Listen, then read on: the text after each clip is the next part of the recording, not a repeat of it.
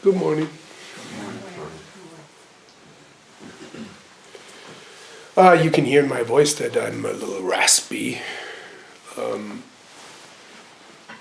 This is the joy of living with a 3.5-year-old person who goes to preschool. But it's not COVID, I tested. It's just a cold. Hang on, my leg is tangled up. I just finished a 6-week course on habits, transforming habits, and if you missed it and you're interested in it, it's online as a self-paced course. You can do it at your own pace. But the reason I'm saying it is because I feel I've gone into this mind of observing the structures of my own behavior and seeing if I can untangle and unlock something there, and so I've shared it with you. But the important skill or realization that's kind of in the background of this dealing with your habits, or from a Buddhist point of view, your karma, is what I called, in the course I called disidentification. And so I want to speak about that today to speak about awakening. So if we want to understand something about disidentification, maybe we should understand something about identification. Say you have an opinion. Right, that happens. Yeah, you have an opinion. And so now somebody is, let's use a forceful word here, is attacking your opinion. It's like, it's wrong. Right? What you're thinking is wrong, or maybe it's stronger, it's idiotic. I recently read a book and the author said, that's idiotic. He's referencing some position and then said, that's idiotic. That's just idiotic. It's kind of jarring. So if you identify with your opinion, somebody calls it idiotic, you feel that this person is calling you an idiot. It's not like they're attacking your opinion, they're attacking you. You know that feeling? So that's identification. If you have an emotion, and let's say it's grief, and you're grieving the loss of something or someone,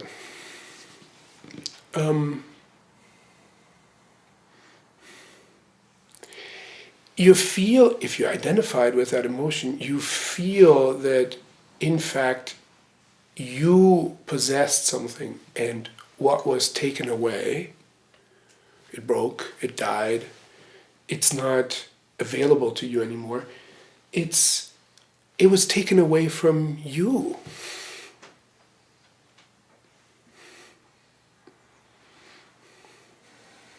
So you are suffering this loss. You are experiencing this grief. If you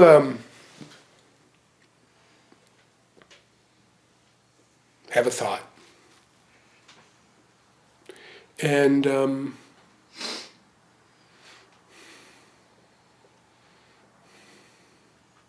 you may not be identified with this one thought. It's just something that comes into your mind. But you're not just thinking one thought. You're thinking thoughts all the time. There's a process of thinking. There's a process of thought arising. if you're identified with the process of thinking, I say this quite often, it's not, when you study your thinking in Zazen, it's not so crucial what you're thinking. That you're thinking is what matters. Yes, what you're thinking has some relevance, but that you're thinking, that you're thinking allows you to stay identified with the process of thinking. And so you constantly produce some kind of understanding of yourself, the world, what's happening, and so forth. Some of it, is not so great thought material, but anyway, that you're thinking gives you a sense of who you are.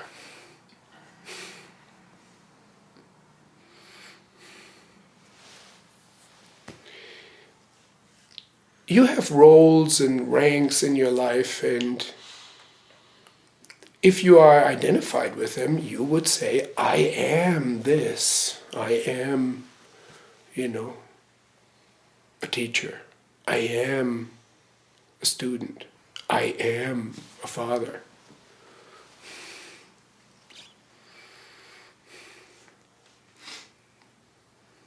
It's like with the opinion, if somebody challenges your position, you would feel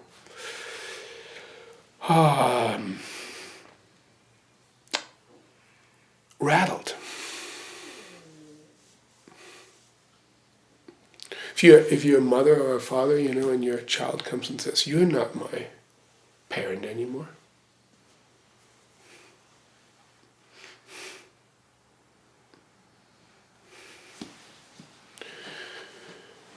This is distressing. There's some quality about you. This is, we discuss the color of our skin and our sex and gender and a lot these days. There's some quality about you and some belonging to a group, some virtue or vice, some habit. I call it's just a habit. If it's a virtue, it's just something you repeatedly do. Virtuous habit, not so virtuous habit. If you're identified with it, it becomes who you are.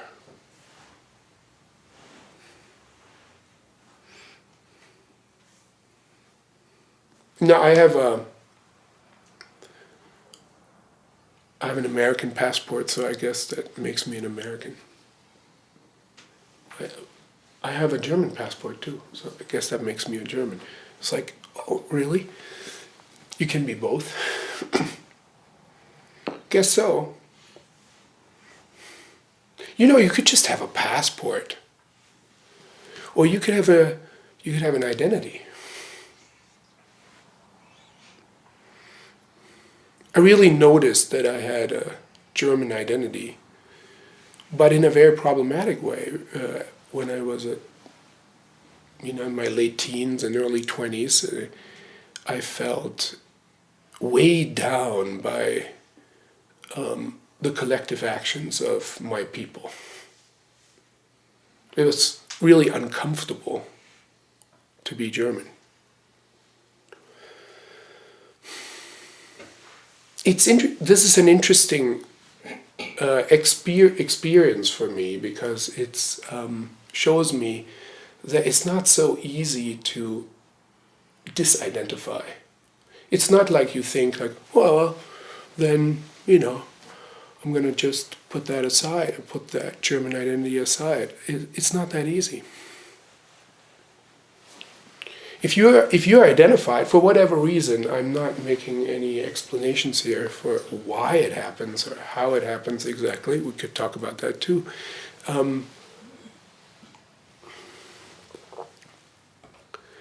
It rules your life in a way.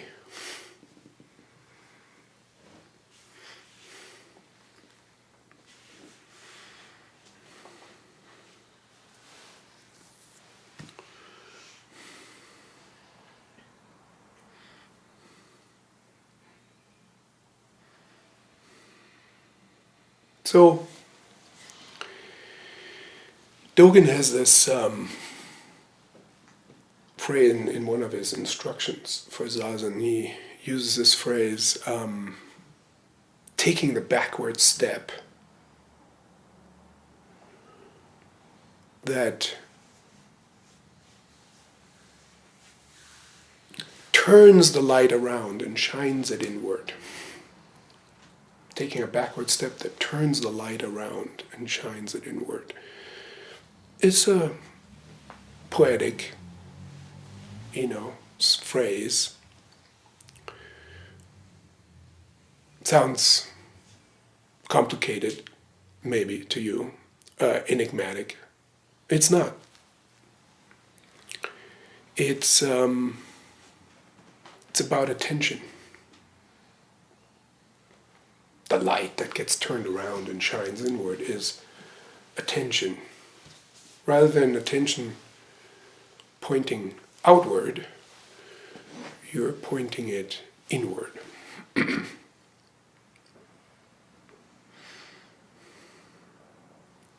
But let's talk a little bit about this stepping back, taking a backward step.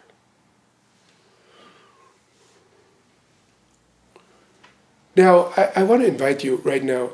It's like sometimes Zazen or meditation seems like a big endeavor.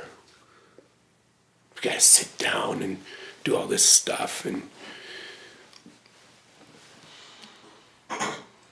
relax. Just easy.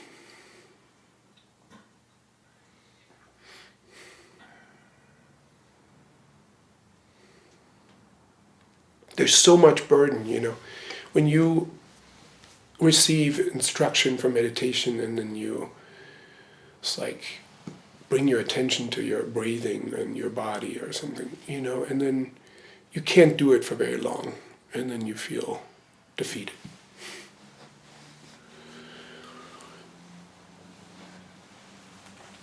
Okay, that is a particular kind of challenge, but let's just take this moment, just right now, and in an easy way, just bring attention to the sensations of your breathing. It's happening right now. You're just going there. Feel it.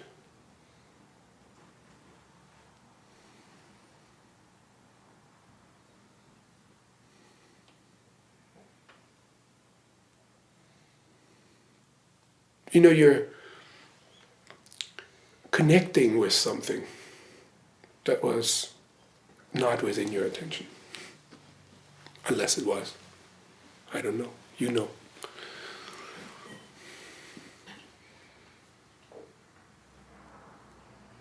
And then let that presence that now was established, attention, noticing the sensation of breathing, let that just kind of, in an easy way, spread into your body.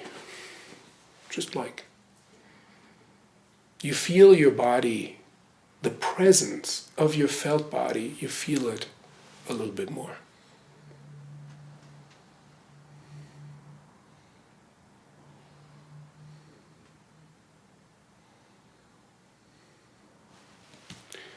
And one effect of that is that you arrive here.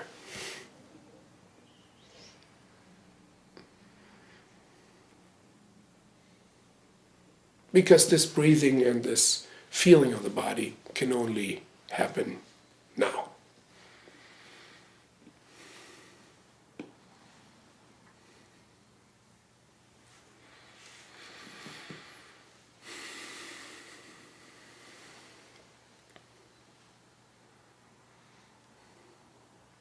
Now, if you're there, and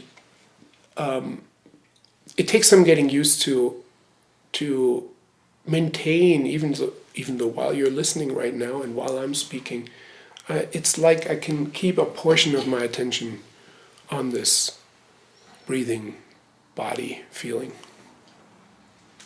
And when you do that, I think I dare say, you'll feel that your listening is more embodied. It's like the words that you're hearing right now actually resonate with this breath-body presence that you've just established simply by giving it attention.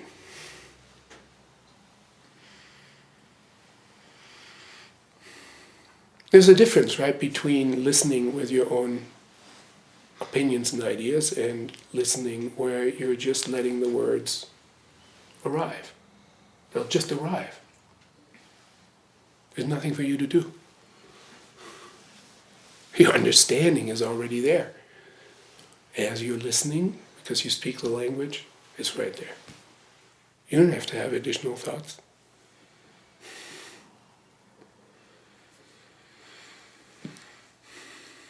You can, but it's not necessary.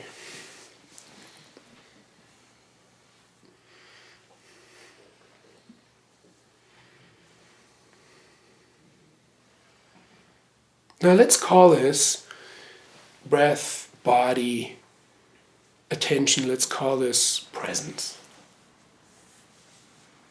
You've established a presence just in this way.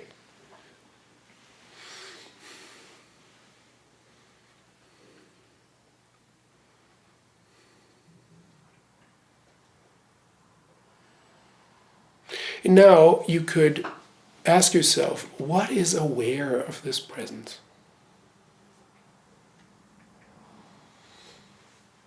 What is aware of it?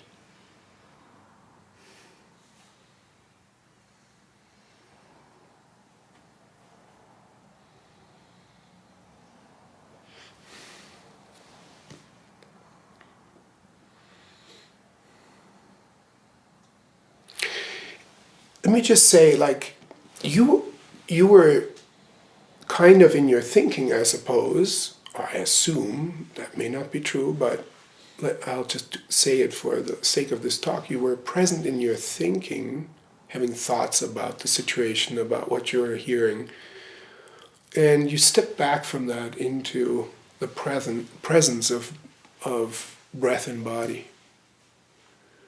Stepping back into the presence of breath and body. And now I'm asking you, can you step back even further into that which is aware of that presence? What is that? Well, it's hard to say, because it has no shape. It has no extension. It has no color. Form, we say in Buddhism. It has no form. It's just this awareness.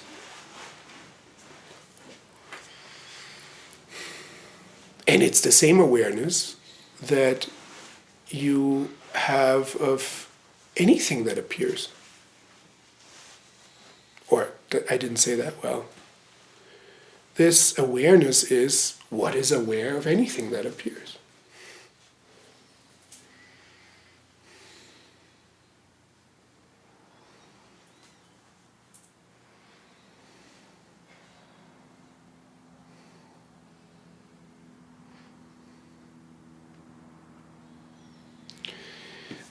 Now, there's something mysterious about our existence. I think it's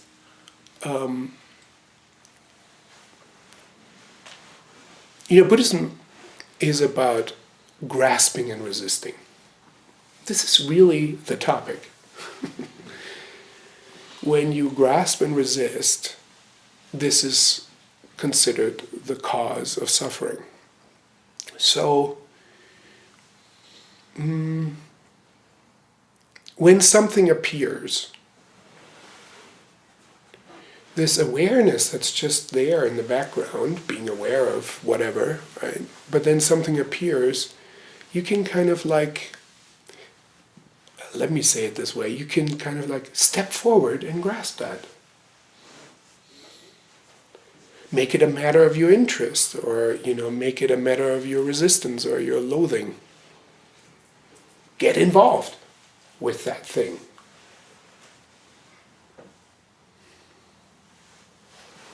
Let's call that stepping forward, with grasping, or with, resisting.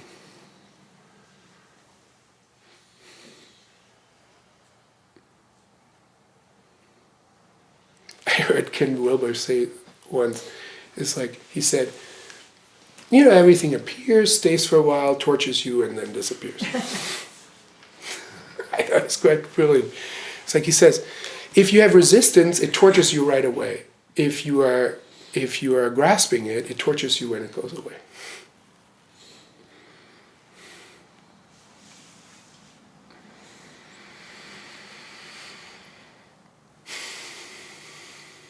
If you step back, you see it arising, staying for a while, torturing you for a bit, and disappearing. In fact, if you step back enough, it stops torturing you. This is what Buddhism is about. You step back sufficiently, it arises, it stays for a while, it disappears. It doesn't torture you. So your thought in Zazen, right? It arises, it's there, it disappears. Your emotion comes, it gets pretty intense, it subsides, it disappears. You also have to understand, if you have certain qualities that you could be identified with, right? They come to your attention only at a certain point. Like, the color of your skin is not like something you think about all the time. It's in your face. It's in your face. It comes to your attention. So it arises, it stays for a while, and then it also fades away. It fades out of attention. It is, at certain time it's important, and another time it's not important. You think it's permanent, but I want you to notice that it's impermanent in the sense that it's only arising when you give it attention.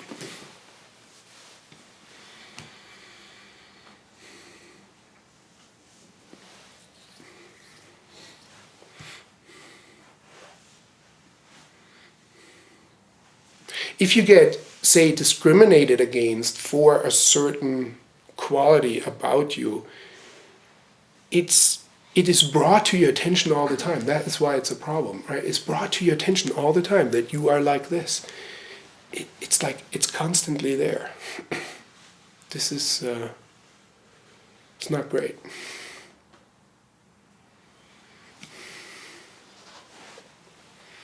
So you can step back.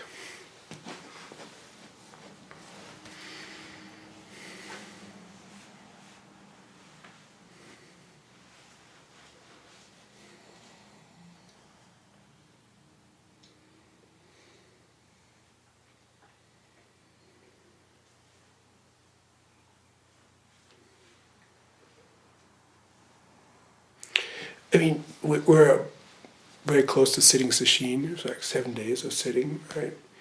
It's designed to be difficult. Sesshin is designed to be difficult.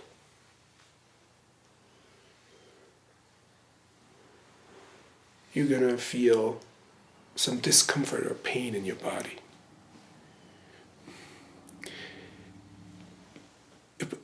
Part of the brilliance of this setup is that if you don't learn to step back from the pain, you just want to run away. You're just going to run away. You're like, this is insane.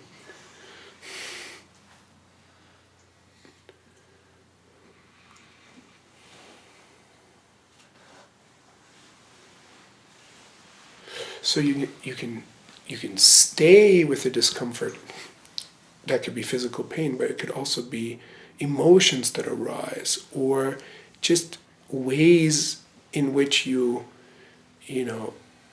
are now, as you're sitting, and not distracting yourself, ways that you are noticing yourself that are not to your liking.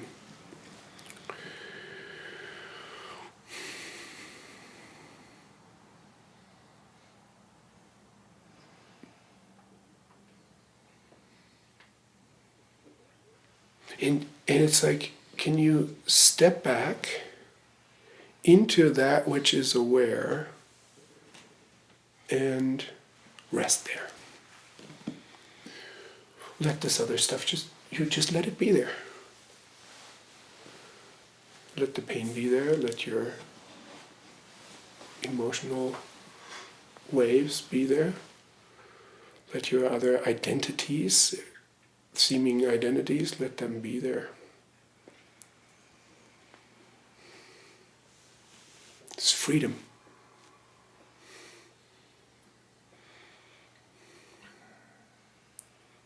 It's not like, this freedom is not that you get away from the stuff. This freedom is, in the midst of all this stuff, you feel free. You feel free within it. You feel free with it.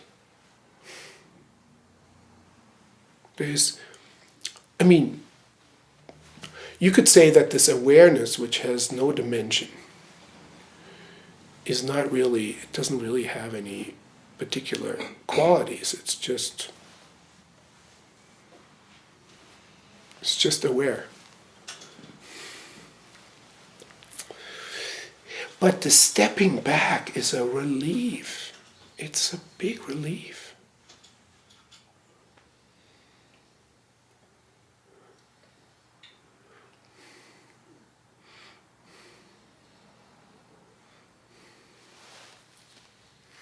If you're searching for yourself, right? If you're asking the question, who am I? And now you're on a spiritual journey, you might want to identify with this dimensionless awareness. It's like, I'm not all these, I'm not my thoughts, my emotions, opinions, virtues, vices, nationality, group belongings. I'm not any of those things. What I really, really am is this awareness that I am stepping into. As your true self. Somebody's giving me a look.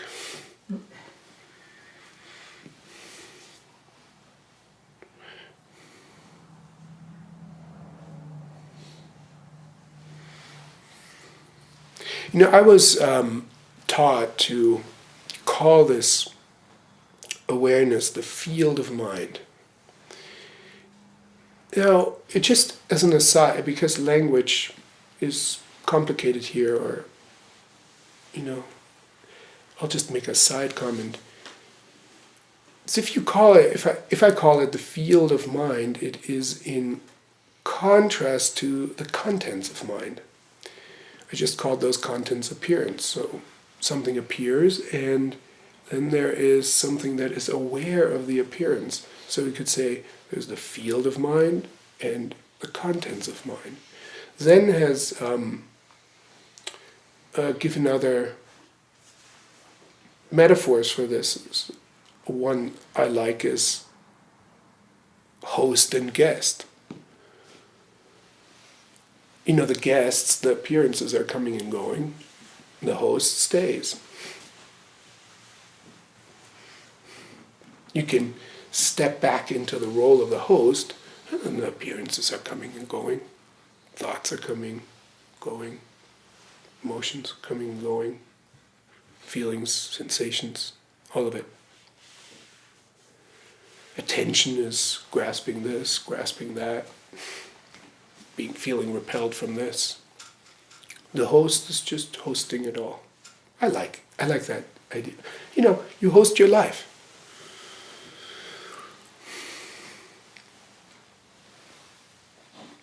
When you use this, field of mind brings a feeling of spaciousness, right? It's a field, it's an extension.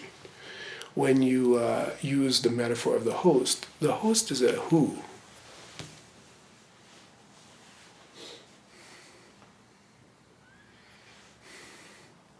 It's somebody.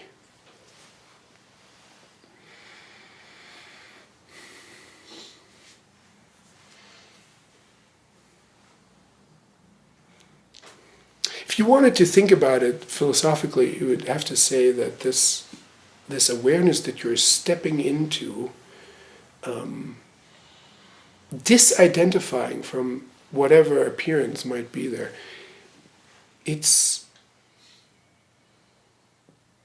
it's pure subjectivity.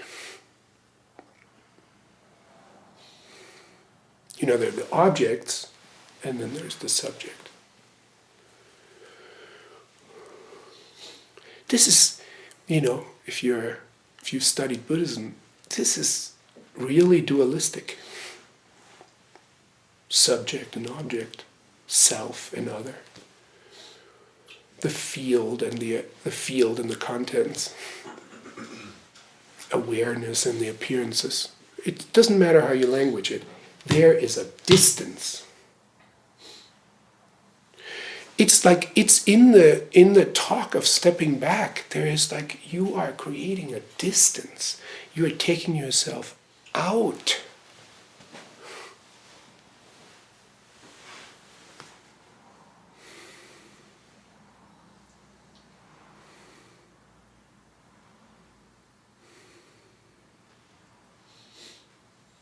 You're detached.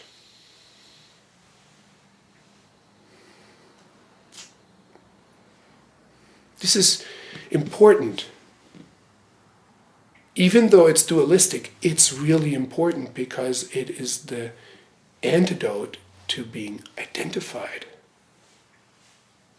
It is necessary to take a backward step, to savor and, savor the freedom, the relief. There's a certain, I don't like these words, but what are you going to say? There's a certain purity here.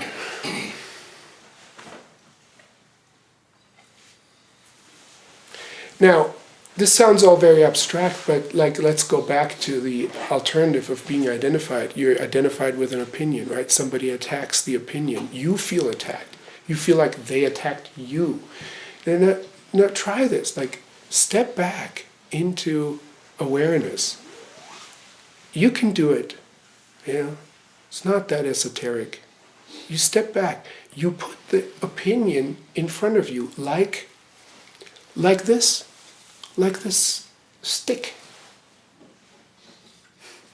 One way you can test whether this stepping back is working for you is whether your thoughts and your opinions and your emotions are like a stick. This is an object, and the thought that's coming is also an object for your awareness. Yeah. If it's not like something that appears, it's you. You relate to it as belonging to you more than other things. You care about it more. You're identified with it more.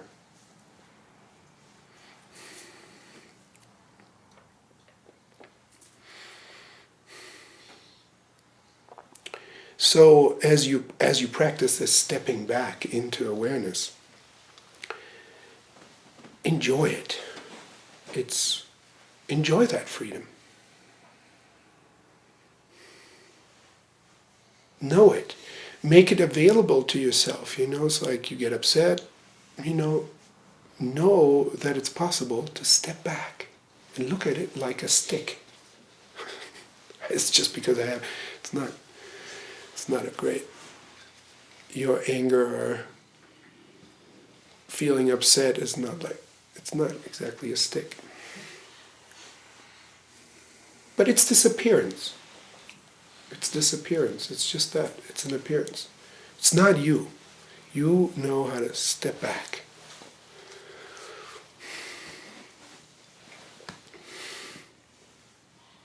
you can the awareness that accompanies every appearance is not something you can practice because it's already with you. It's not something you have to build and strengthen. You also can't attain it because it's already there. You can recognize it, you can realize it in the sense it's like, oh, is this here? It's always already here. So Suzuki Roshi says it's always already on your side.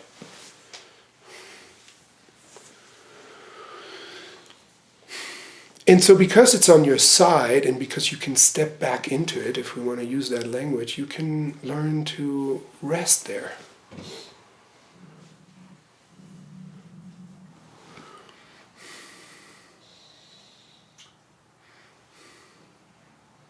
But there remains a separation.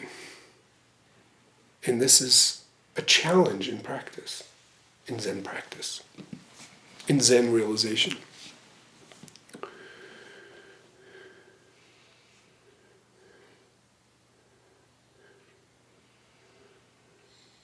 Without losing your freedom, you have to step back forward into appearance.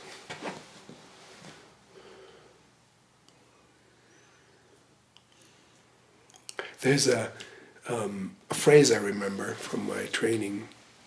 Yuan Wu, the compiler of the Blue Cliff Record, says, whole entire being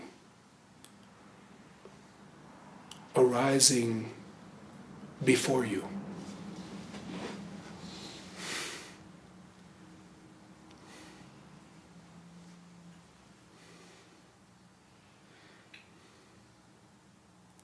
What interests me here is the word before. If something arises before you, there is this subtle separation. I'm here and something arises before me.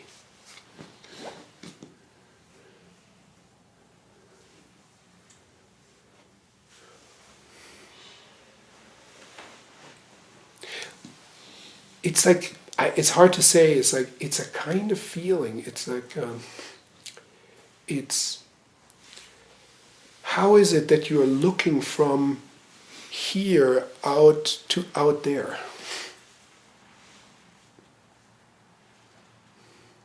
How is it that the world is like before you, on this side of your face? You want the world to be on the inside of your face. Do you understand? The good thing is you can't see your face. So that it's on the other side of your face is really just your imagination. You put it out there so that you can establish an interiority to be identified with as yourself. We're making this separation all the time. We're putting the world out there, and we're putting the self in there.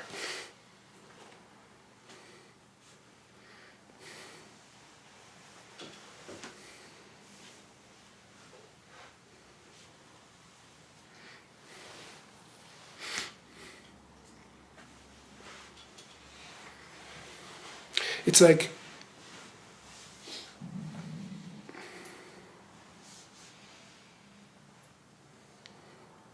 there's these Zen phrases, that swallowing the ocean in one gulp.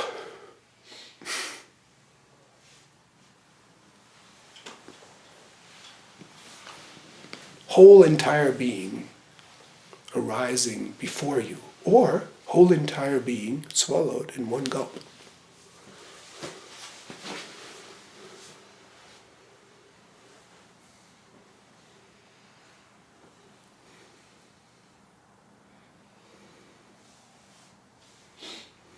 It's right here. You don't have to make the self. You don't have to hold on to this step back position. It's like, release it, and then here's the world. And you appearing at once, together, undivided.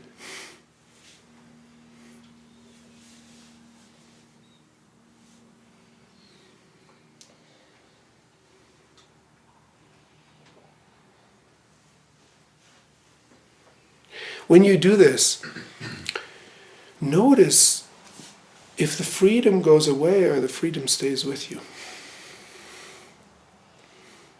Because there's a lightness to let yourself and the world coincide in this way.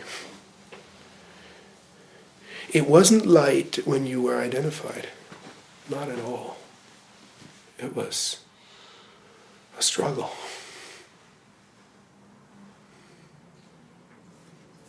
So stepping back is necessary. Practice the stepping back. And then, as you're resting there, allow yourself to release it.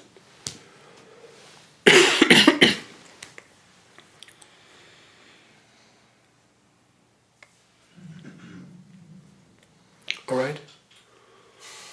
Thank you very much.